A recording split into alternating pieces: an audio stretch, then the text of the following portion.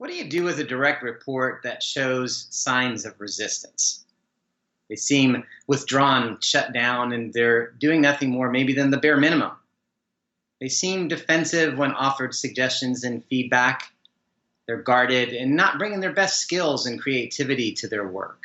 I'm Franco, a generative coach with inviteCHANGE, and today I'd like to give you a few ideas on how to shift the mindset of resistance to risk-taking.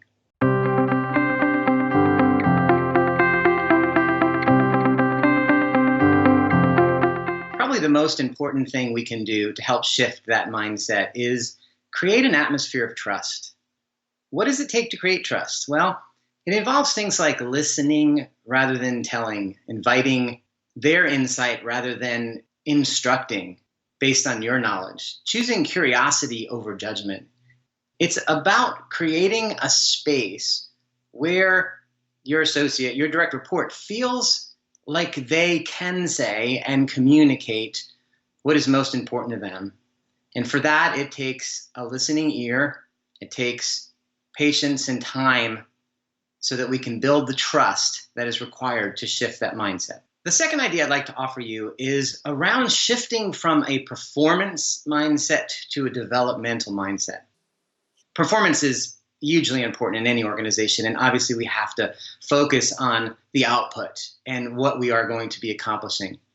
But at the end of the day, what's most important to our associate, to our direct report, is what's going on for them around their work.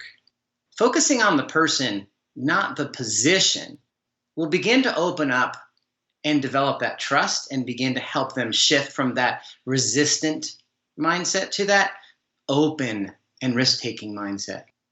So we might ask them questions like, what matters to you most about your work? What are the challenges you feel are in your way of bringing your best self and your best work each day? These are the kinds of things that will communicate to our associates, our direct reports, that we really care about them as an individual, not just for the output that they create. Finally, I'd like to offer an idea around inviting our associates to think about learning rather than failing.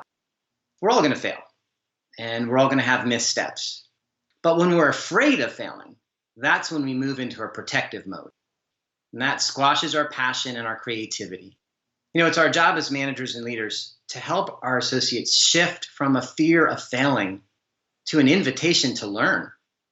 That's really what is behind the whole idea of generativity and generative coaching.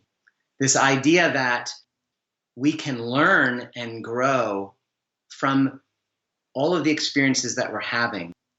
And that allows our associates, our direct reports, to move from that closed mindset to that creative space and that willingness to go forward in risk-taking. At inviteCHANGE, we have created a methodology that will enable you to have generative conversations. Conversations that will empower your employees for change. We'd like to offer you a summary of that methodology. If you click on the link below, you can download that PDF. Today we've looked at one of the 7 dilemmas that are pivotal moments of change. I'd like to invite you to watch my colleague Steve Thorson's video on apathy to inspiration.